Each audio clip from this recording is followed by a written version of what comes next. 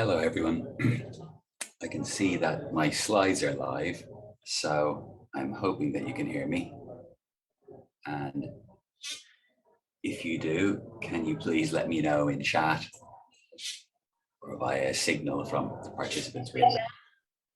Brilliant. Okay, thank you. Thanks, Raphael. Well, my name is Josh Moorkens. You'll have seen me in the last few minutes, probably as part of the previous session, as part of the panel, so I don't need to introduce myself to any great extent. I'm going to speak to you for the next little while about ethics and technology in the translation industry.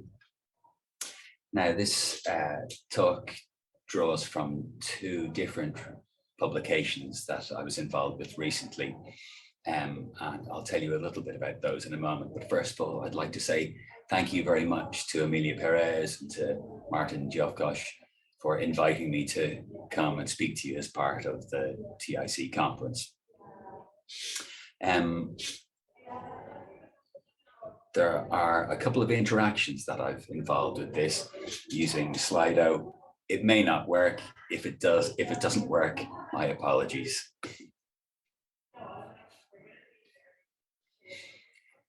So first of all, I want to speak a little bit about business ethics, about corporate social responsibility, and the stakeholder approach to business ethics.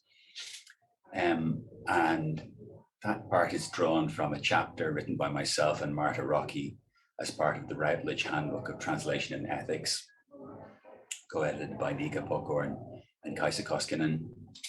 Then I want to speak about technology ethics, primarily to do with neural machine translation, looking at NMT system development, NMT and professional workflows. And that part is drawn from a book chapter from the Multi-Train MT project that will be coming out on Langside Press over the next few months, edited by Dorothy Kenny. And then finally, I want to finish up by speaking a little bit about sustainability and diversity. So a number of people have written in the past about ethics in the translation industry, mostly with more of a focus on translators themselves rather than on the industry as a whole or on technology in translation. So for example, Maria Timoshko and very much Christina Abdallah have written about asymmetries of power. Christina Abdallah's writing was very relevant to the writing I've done more recently in this area. Joe Drugan in the University of East Anglia has written about social responsibility and responsibility to clients. Andrew Chesterman and Anthony Pym on relationships between actors in translation networks and on trust. And Michael Cronin, my former DCU colleague, on distributed production networks. But there hasn't really tended to be a focus on business ethics or technology ethics previously in translation beyond that. So that's where I hope myself and Marta have added with our recent chapter. So in the previous session, there was a short introduction at the beginning on ethics, but one of the origins of the idea of ethics is this idea of the good life. So when Socrates, as reported by Plato, was put to death, he said, the many are able to put us to death, but the most important thing is not life, but the good life. So this idea of the good life, philosophy aims to identify what is a good life, not just acceptable, but excellent and worthy of admiration. Aristotle noted that ethics are inexact and uncertain, and that's perhaps what makes it an interesting area. So writing and studies of ethics are often divided into two primary groups. There's theoretical ethics, which asks, what is the best theory of the good life? So that might look at utilitarianism based on weighing up the consequences, deontological ethics, which is based very much on rules, or virtue ethics based on human excellence, flourishing. And there have been various parts or various types of offshoots from these sort of basic theoretical ethical theories. There's also applied ethics, which asks, how should we act in this or that situation based upon our best theories of ethics? So here we might be looking at data ethics, machine ethics, business ethics, computer and information ethics. So moving specifically to business ethics, this defines and discusses ethical principles for business. It applies to the conduct of working individuals and of entire organizations.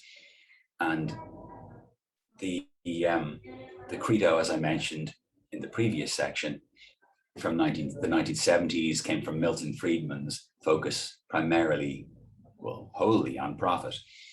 The title of his article from 1970 was "The Social Responsibility of Business is to Increase its Profits." And that's something that we can see in translation in the largely freelance and contingent work practices, the unilateral imposition of technologies purely to bring down costs and focus on the profit motive. Not that profit, as we mentioned previously, isn't important, but by the 1990s, there was more of a consideration of corporate social responsibility, a balancing of different responsibilities. So Carroll's corporate responsibility pyramid that you can see here on the right-hand side focused on the foundation of being profitable, but also there were other responsibilities. And he did suggest that these are subordinate, but are important. So, for example, the economic focus is to maximize shareholder earnings, to be profitable, to be competitive, to be efficient. So success is still profitability, according to Carroll. Then subordinate to this are legal responsibilities, but equally important, well, not equally, but very important, because the profit motive is limited by the law. So Carroll saw it as important to perform in line with the expectations of the law, to comply with regulation, not necessarily the spirit of the law, but the expectations of the law, that goods must at least meet minimal legal requirements. So follow laws as society's codification of right and wrong, play by the rules of the game. Next up is ethical responsibilities. Be ethical. Follow consistently with the expectations of societal mores and ethical norms. Do what's right, just and fair. Avoid harm. Recognize how these mores might change over time and recognize that corporate integrity and ethical behavior go beyond mere compliance with laws and regulations. And then, important but least important, are the philanthropic responsibilities. Be a good corporate citizen, contribute resources to the community, improve quality of life. It's important to perform in a manner consistent with the philanthropic and charitable expectations of society, in the arts, in education, in community projects. Over time, writers in business ethics have gone beyond this. In 1994, Elkington introduced what he called his triple bottom line of people, planet, and profit. And he didn't necessarily suggest that one was more important than the other. And this is often seen as sort of an accounting challenge, trying to balance these. But in 2018, he came back as a corrective and said that the goal from the outset was system change, pushing towards the transformation of capitalism. It was never supposed to be just an accounting system. Related to this, DeGeorge in 2014 said that it's important to respect the rights of employees, of consumers, of society in general. So within translation, as cropped up in the last session, we have several coexisting modes of work and value models. So there's casualization, there's globalization, there's digitalization, but it's not rife throughout. An employer may compromise on quality while still producing a fit-for-purpose translation. Pim noted that the added cost in deciphering a text is then moved to the end user.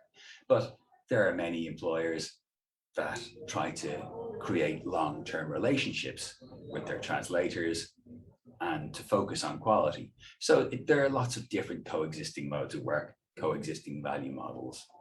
There are full-time or paraprofessional part-time workers on a freelance basis, on an in-house basis for companies or for institutions. But we are seeing more and more freelance work. Even the Directorate General for Translation in the European Commission increasingly outsources work to the less stable translation marketplace. And there are issues of ownership and copyright, as mentioned by Venuti in his Scandals of Translation. And that's something that I'll come back to when talking more to do with technology and neural machine translation. So Mele in 2019 asked what the purpose of a company is. And he said that a translation company sets its mission in line, well, not just, he wasn't looking purely at translation, but he said that a company sets its mission in line with the stakeholder or the common good approach, or the shareholder approach. So the shareholder approach focuses on maximizing return for shareholders. Stakeholders looks at the various stakeholders, the various people involved within and without the company. The common good approach looks at society more general. Millet says that taking ethics as a guide for human excellence, business ethics can be a guide for human excellence in business organizations. So in a translation company, if they set their mission in line with the stakeholder or the common good approach, it doesn't ignore the interest of shareholders, because profitability is always key, because it's most important that the company or the organization continues and sustains itself, and it won't do so without turning a profit, or at very least breaking even. However, going beyond the mere generation of profit helps with viewing the company as a community of people working for a common purpose, rather than a set of contracts that need to be respected. So Millet feels that a business achieves excellence when, through its activity, it contributes to the good of society. A company operating in the translation industry enhances society by allowing people to understand each other, to extend the use of goods and services to populations where these goods and services would not be able to circulate without a common language used between the provider of the good or service and the different intermediaries or final users. So some of the stakeholders in a translation company, we suggest, are in the diagram on the right-hand side. So stakeholder theory considers shareholders, but also employees, customers, suppliers, financiers, communities, governmental bodies, political groups, trade associations, trade unions, and even competitors. It was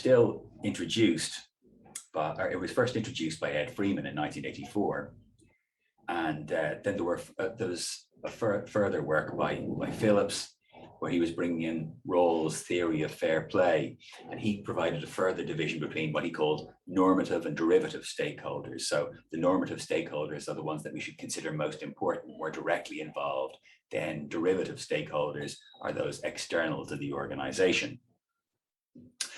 Now, using this stakeholder approach does still imply a certain sort of political view, and both Freeman and Phillips have defined themselves as libertarian and individualistic in a way that they're very clear and proud about. But nonetheless, it's a good way of even if you're not of that view, it's a good way of thinking and considering all of the parties involved in the translation process.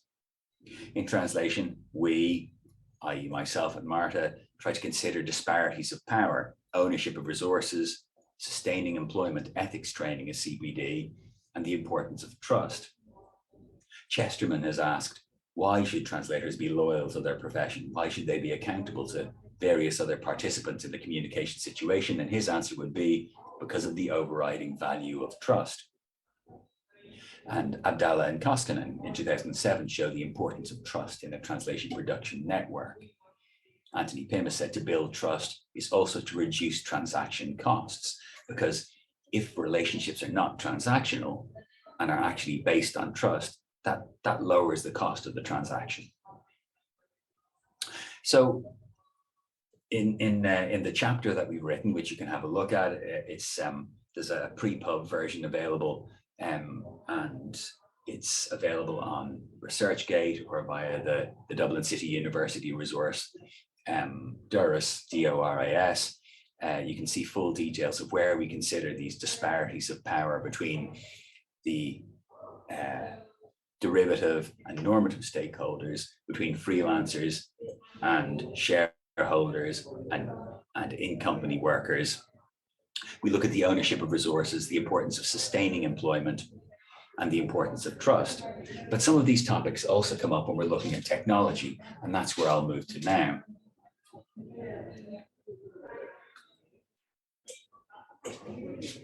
So you'll have seen various diagrams that look much like this previously, how the global data sphere is growing.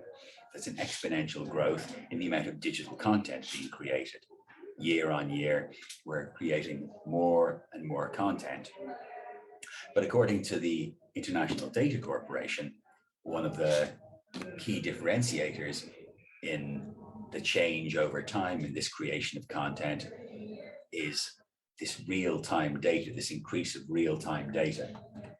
So what we're seeing is the need for real-time or almost immediate translation, because this data is being created in real time. There's an expectation of audiences that they can also receive it in real time or near enough to real time.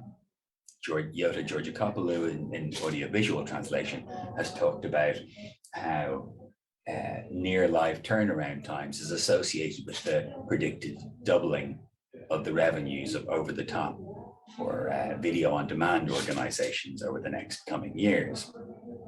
So translation velocity is key. And with velocity comes pressures to bring in technology and to try and speed up translation processes.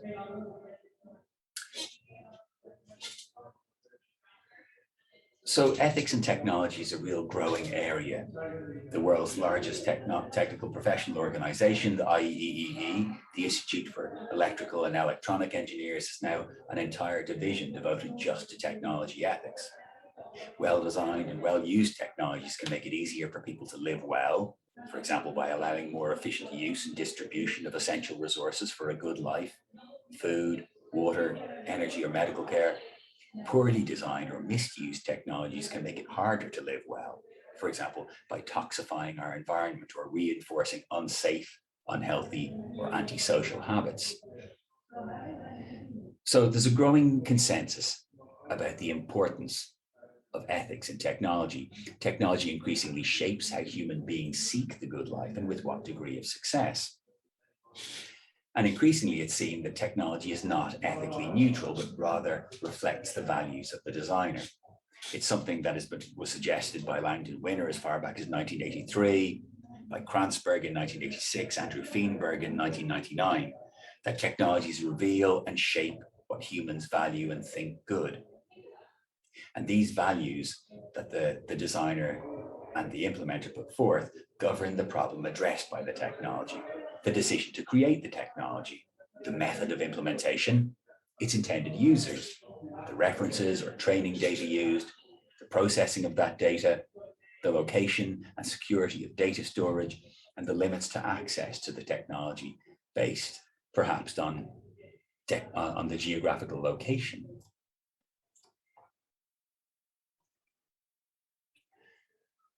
And this is a very timely question, as I've mentioned. The reason for tech ethics becoming important now is for reasons of fairness, of justice, of responsibility. We're thinking more critically about technology due to the speed, the scale, the pervasiveness of technology, and policy and law is inevitably at least one step behind. So ethics and law are interrelated, but are not quite the same thing. It's more than legal responsibility and fulfilling of legal responsibility. 21st century technologies are reshaping the global distribution of power, of justice and responsibility, and positive and negative impacts we're finding are often distributed unevenly. For example, Face and voice recognition algorithms can be used to track and create a lasting digital record of movements and actions in public, even in places where you would have felt more or less anonymous. And there's no consistent legal framework governing this kind of data collection, even though it could potentially be used to expose a person's medical history by recording where they went when they went to medical or mental health facilities, whether they went to religious or attend services, their status as a victim of violence if they visit a victim services agency or a police station, or other sensitive information up to and including the content of their personal conversations in the street. It applies differently depending on race. What does a person with access to personal data or tasked with analyzing it need to understand about its ethical significance and power to affect a person's life? These ideas of justice, fairness, and responsibility are key. So we need to ask how we ensure that access to the enormous benefits promised by new technologies and the exposure to their risks are distributed in a right and fair way. And key to this are considerations of big data, large digital data sets, and new techniques, organizations and processes to transform those data sets into valuable human knowledge. The big data phenomenon has been enabled by a wide range of computing innovations in data generation in mining, scraping, sampling, artificial intelligence and machine learning, natural language and image processing, computer modeling, simulation, cloud computing and storage. And thanks to our increasingly sophisticated tools for turning large data sets into useful insights, new industries have sprung up around the production of various forms of data analytics, including predictive analytics and user analytics. Meyer, Schoenberger, and Kukier have said that big data's value is in current and potential future use. Jaron Lanier has said that both big data and artificial intelligence, he's defined them as economic and political constructions that disenfranchise most people. In Who Owns the Future, he calls big data a ubiquitous term used to describe the massive amounts of information being gathered in every possible way about everyone and everything in order to make algorithms that are called artificial intelligence seem to function on their own. The fact that big data is needed is proof that these algorithms are actually only a repackaging of human effort in such a way that it is anonymized and people aren't acknowledged or paid. So there are two different views, as you can see of this. There's the more skeptical view, or the view that big data will and continues to have value. And ethical issues are everywhere in the world. Data creates a perfect storm of ethical risks, the risks of perpetuation of bias, of the sale and transfer of personal information, powerful but potentially misleading or misused data analytics, a data-saturated and poorly regulated commercial environment, and the absence of widespread, well-designed standards for data practice in industry, in universities, in profit or non-profit or government sectors. And we're seeing more and more organizations trying to deal with that, trying to change and manage how we deal with data. So why translation data ethics? Well, we know there's a huge growth in the production of digital data, and there's more types of data gathered in translation than ever before. Big data is driving new businesses and new processes in translation. Consideration of ethics can help with decision-making, but may also present opportunities. And as Anthony Pym has mentioned, it's very important for us to learn to trust and mistrust data. So what types of data are collected in translation? It's bilingual translation data that's been translated for a long time within translation memory or CAT tool or TENT interfaces. Timing data. How long did it take to translate a segment or a document? Timing data. How long was the user active on this task? So if we're assuming that a translator spent 8 hours on a task, now we can look more carefully if we have timing data and see how long they actually spent. Did they spend 2 hours or 4 hours? Even how long they went to the bathroom or went off for a coffee? Keystrokes. What keys are hit? Mouse clicks. Translation quality evaluation. Response times. How quickly do they respond to emails? Adherence to instructions and to deadlines. Demographic data. Where are they? How old are they? What gender are they? The sort of data that Arndt Lieke Jacobsen, Michael Karl and colleagues have been collecting within the likes of Translog are now commonplace within translation interfaces, particularly the increasingly popular platform interfaces. They can be used for MT, but also for predictive pricing and for lights out project management, deciding which translator or vendor to go to automatically, sending it out automatically based on responses, or maybe based on historical records of translation quality evaluation. So I have two case studies, two stories that I've compiled not from one single person's experiences, but I want to see what you consider, what issues you see in these case studies of data use in translation. So you should be able to answer these questions by going to slido.com and entering hashtag TIC21, and hopefully this will work. So the first case study. Translator A has freely signed a contract with their regular employer to carry out a translation on a freelance basis using a proprietary web-based platform, giving explicit permission for their translation data to be reused for MT training. The employer trains MT systems using the data from Translator A and from others. In time, NMT quality improves for Translator A's language pair to the extent that the company moves its translation work to post-editing and imposes a unilateral 30% discount on their per-word payment rate. This discount is applied on the basis that productivity has generally improved by roughly 30%, and that's visible to the company from the translation activity data gathered via the translation platform. In order to raise revenue, the company decides to sell MT services externally. This includes some work for an arms manufacturer. So, what issues do you see here? Please answer here. If the TIC version doesn't work, here's a hashtag that you can use on the left-hand side.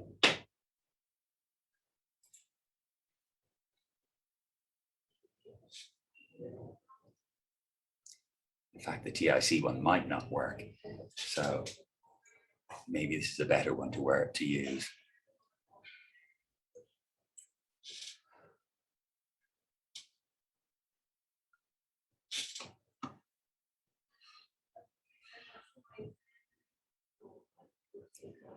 I'm going to try it myself and see if I can browse to slido.com.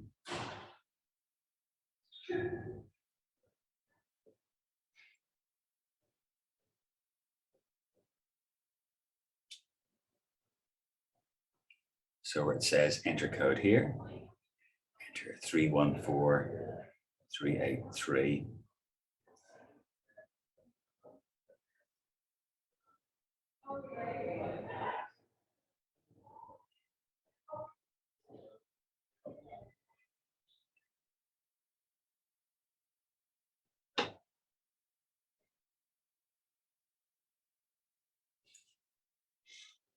Yeah, there's one response.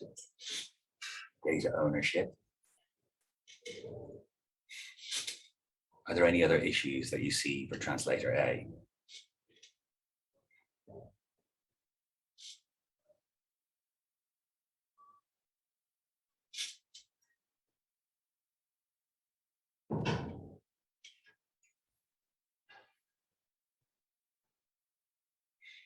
Well, I'll move beyond this. We can talk about those. So aside from data ownership, we might consider issues of the permission to use data, issues of data distribution, of privacy, of personal data.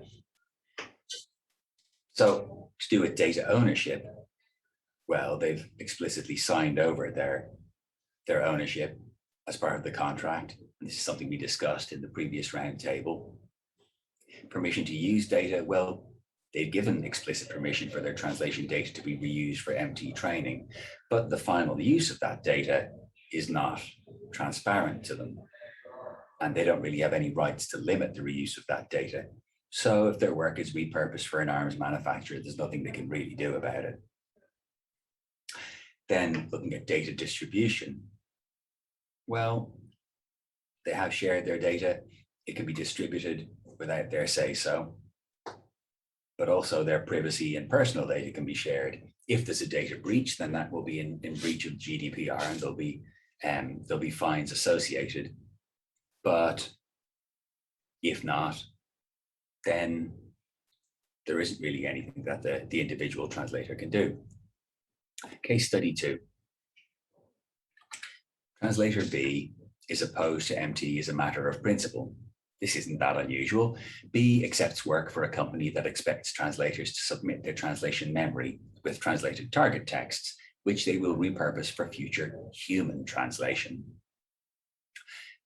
Translator B is not aware that the work has been automatically assigned by an automated project management system, but there's no translation brief and no direct communication with the company. This also is not that unusual. Translator B is also not aware that the company will soon be acquired by a large conglomerate who will use all available data for MT training and offer it for sale. We've seen from the presentation by Dominic Graham at the ATC Language Industry Summit in 2019 that from 2016 to 2019, there were 82 acquisitions of translation and interpreting companies, 31 of those across border. More recently, we've seen the acquisition by RWS of FDL, of Iconic Translation Machines. We've seen the merger of SDI and Iuna Media. So this is something that does happen very often. The data, back to Translator B, should have all personal information removed before being shared, but this information is retained by accident when the data is uploaded to one purchaser. The company tries to keep this quiet so as to avoid liability. So this is something that shouldn't happen, but does happen in practice. There's a difficulty with regard to data breaches, not just regarding GDPR fines for those within the European Union, but also it's bad publicity. And companies do often try to keep data breaches quiet. There's been different agreements on labor rights of people working for digital platforms that are in progress. And in some areas, there's now a presumption of employment. There's algorithms transparency that makes it mandatory for platforms to inform workers' legal representatives about the mathematical or algorithmic formula determining their working conditions.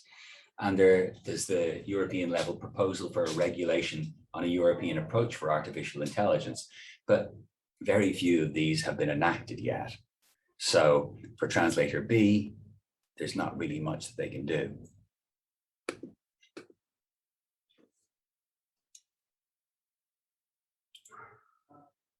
So if we look at issues with MT system training, it's the question of data ownership. And this goes back to the Berne Convention from 1868. So translation was at that point designated as subordinate and a derivative work subject to the rights of the original author. And that's basically where things still stand. There are differences from one jurisdiction to another. You can read about those if you look at the Bird and Bird report that was commissioned by the European Commission and published in 2014, or Cabanillas' book, The Legal Environment for Translation. Generally, permission to use data is assumed. There's no explicit permission asked or given to use data, and that will mean that translators don't have an option for their work being repurposed, retasked for the use for training MT or other AI systems. Data distribution, it might be limited to try and to stick within the agreement with large contracts, but otherwise it can be freely distributed as long as there's no data breach. But that brings the risk of a breach of privacy of personal data.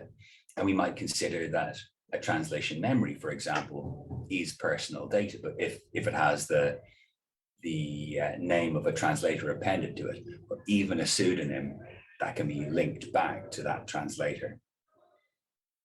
There are also some jurisdictions in which it's considered that written work is an element of your own self, your own person. And there are moral rights that can be asserted to do with ownership of a text.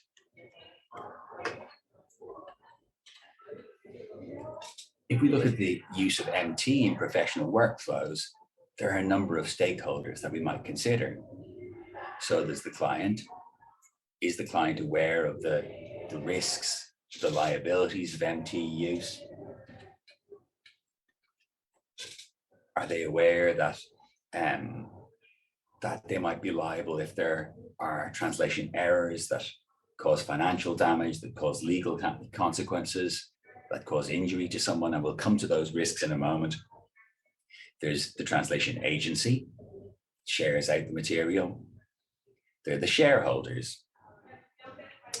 So the shareholders are usually primarily interested in a return of investment, but they also have an interest in the good name of the company to which they're contributing. There are translators in-house or freelance. There are end users. Do the end users care where their texts come from as long as it's error-free?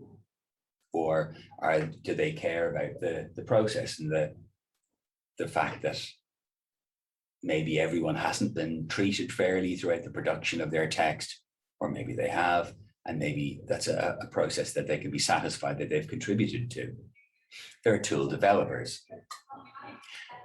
What is the ideology behind the creation of their tool? Where's the data stored?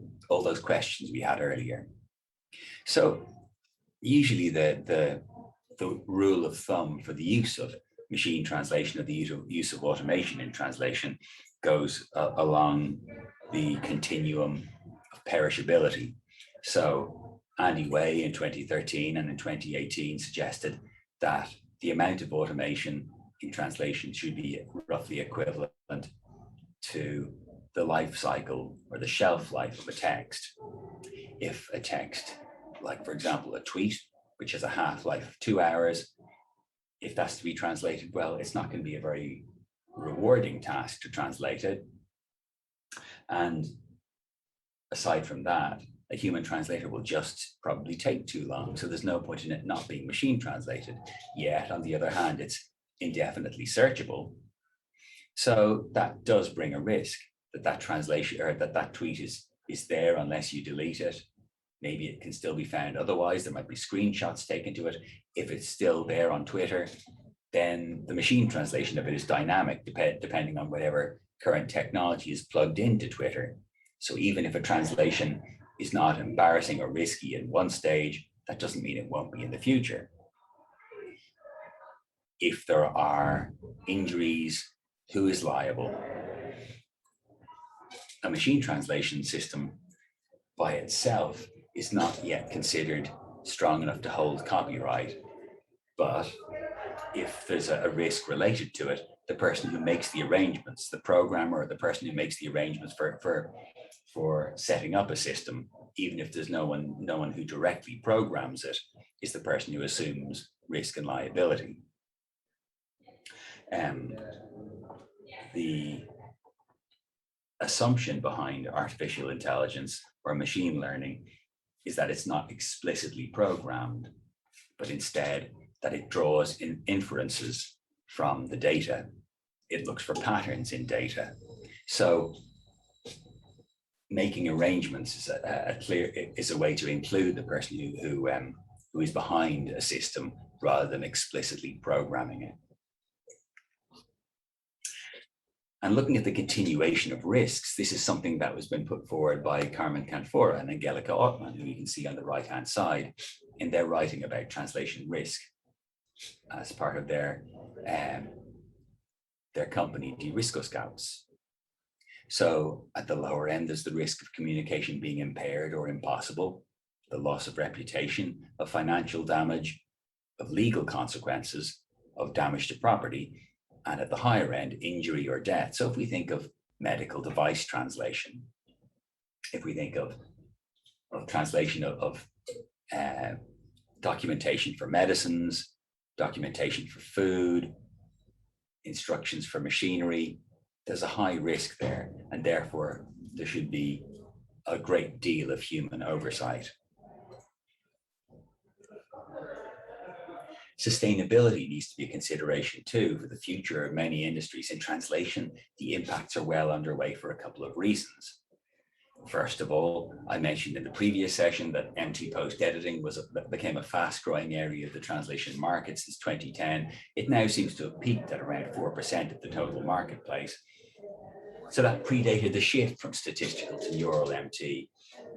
But increasingly, we're thinking of a broader interpretation of sustainability beyond just ecological and environmental sustainability, considering sustainability of work, workplace, work system sustainability. And Sustainable Development Goal 8 focuses on sustainable economic development and fair and decent work for all.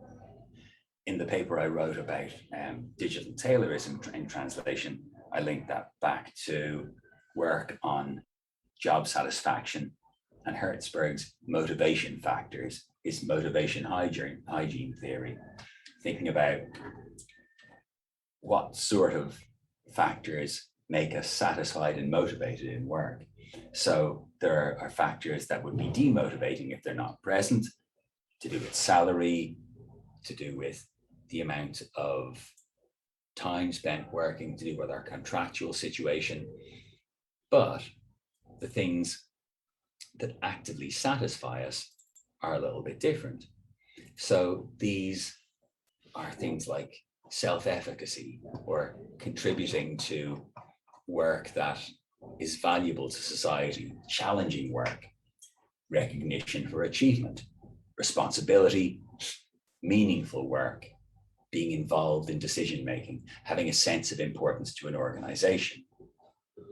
If we look at factors of job satisfaction, the likes of Kriva and the Happiness Institute in Denmark talk about work that has meaning, having mastery of our work, having a good balance in work, having opportunities for leadership, of influence, being able to have a sense of achievement, having supportive colleagues. This isn't necessarily the case in all translation workflows, especially for those in which digital Taylorism is imposed, where we're dealing with decomposed sections of text or of multimedia material.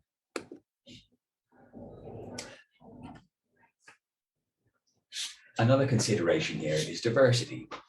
Is there diversity amongst developers and amongst users? The people who are behind technology may just not notice certain elements where there's bias perpetuated from systems. So it's important that there's representation of different groups, different genders, different types of people in development. Equally, in MT output, are those texts all from specific areas? Is there a bias in that in the texts? So we might look at the work by Stefan Ballmer, for example, in his PhD. He's looking at the uses of machine translation by microcomputers. We might look at the language that's being used, the work by Carlos Colantes Frail, who he's looking at the language that's being used for migrants. Are they migrants? Are they refugees? Each of these terms are politically loaded. And we might consider computers as implicit ethical agents, the idea of trying to program in ethical behavior. And it's something that has been put forward as an idea, but hasn't really worked in practice as yet. So where should the oversight be? So I'm coming to the end for this workshop now, but in closing, I think it's important that as MT quality improves, as it facilitates more communication, that ethical concerns are considered by MT developers, by translation buyers, by translation agencies, by translators and consumers of translation. It's important for us as educators, but also for our students and our graduates to have these considerations at heart, whether they end up as freelance workers, whether they move into or out of the translation industry, whether they're decision makers in the future. And when working with MT and using MT, to consider the fit with your values, the purposes, the principles. If we look at, for example, the recent website on free movement within the EU, there is a disclaimer about the fact that some of the material in the Reopen EU website is machine translated out of necessity because it's just down to timeliness. So if we have to use MT, should we use a disclaimer? Do users think it's worthwhile to have this trade-off of convenience versus risk? So there are a number of pieces I've written or contributed to regarding this. Some are available now. There's generally a pre-publication open source version available. And some of these are linked in the references. So the copyright and reuse of translation as data chapter in the Routledge Handbook of Translation and Technology, my work with Marta Rocky on ethics in the translation industry, but also there are others that I'd recommend. The work of Christina Abdallah primarily, the work by Emily Bender and others on the danger of stochastic parrots, Carmen Canfor and Angela Gottman's work on risks in neural machine translation, and Amanda Lynn's Paulada's How Does Machine Translation Shift Power? So these should be searchable, and Dorothy Kenny's Ethics of Machine Translation. But I'll leave it at that for now. Thank you very much for taking part.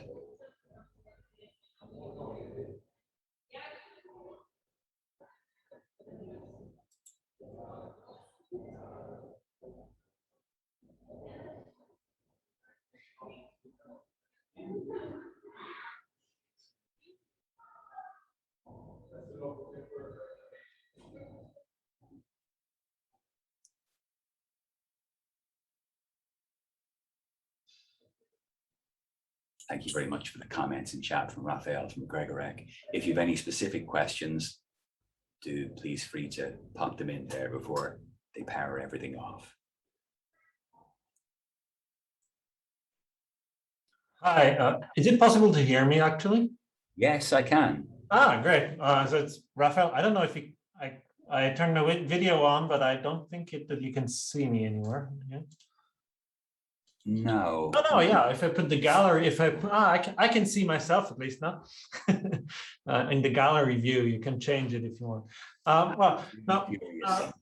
Thank you for those insights. I think it's it's a topic that we'll all have to deal with in one way or another if you're working at translation studies departments, right?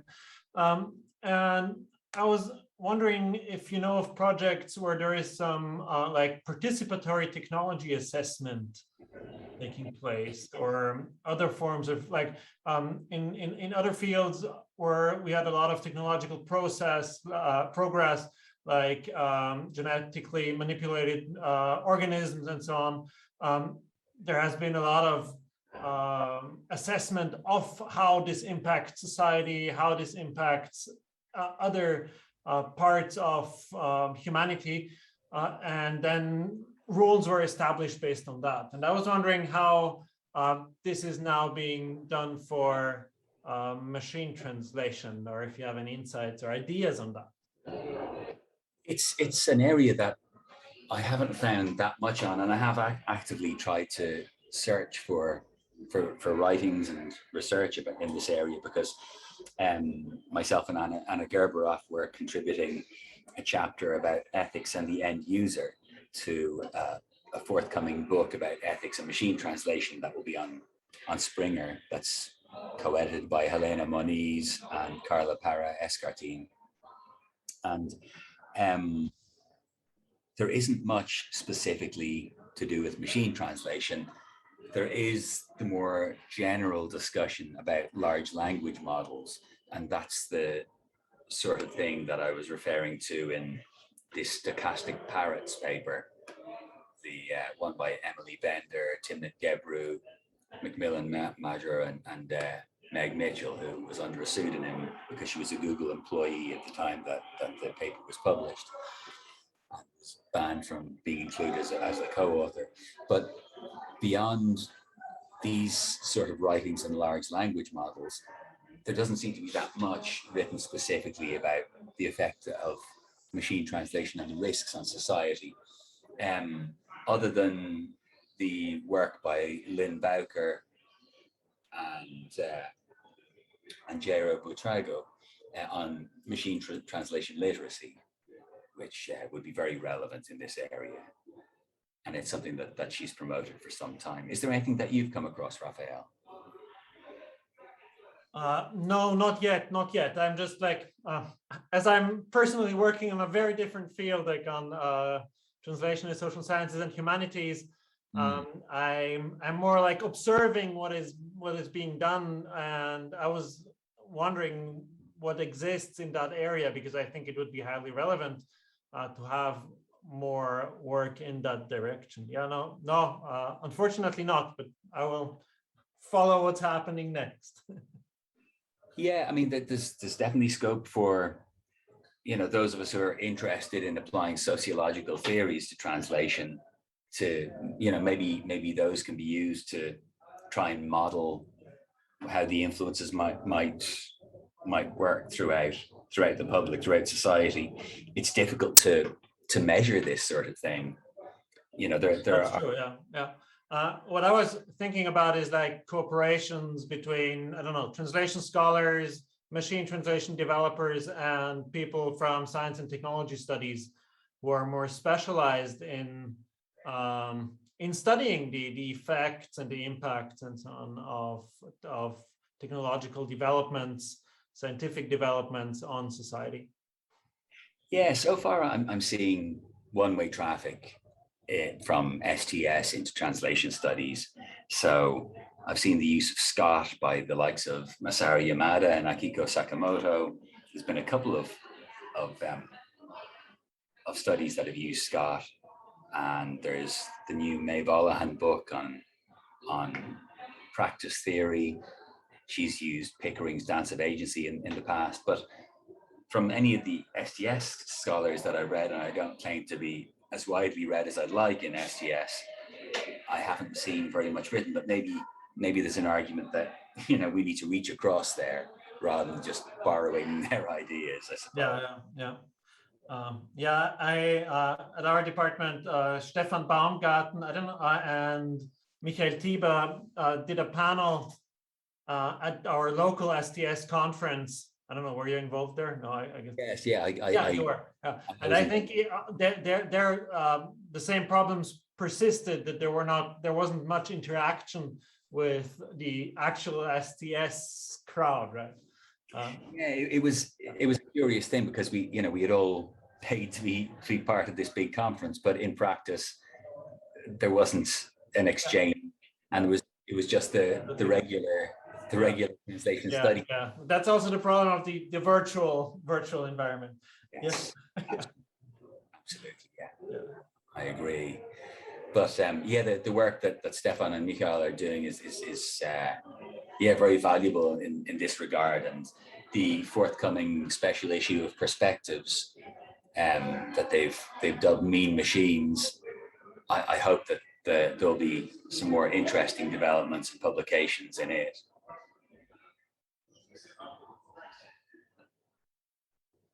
A question here from Maho Fukuno. Thank you so much. A comment rather than a question. It's made me think that using MTs actually require humans, including translators, to reflect more on their own moral values, principles, and what it means to live well. Yeah, absolutely. I'd agree with that entirely. And if that's an outcome from today, I'm very pleased with it. So thank you very much for that comment. So if there are no other comments, then I'll close the meeting. Thanks very much for sticking with it. And do feel free to get in touch. My email address is there, my Twitter handle. Thanks, Marie. And thanks to all of you for sticking with it to the end, and to the organizers for inviting me to go on. Bye. Bye, everyone.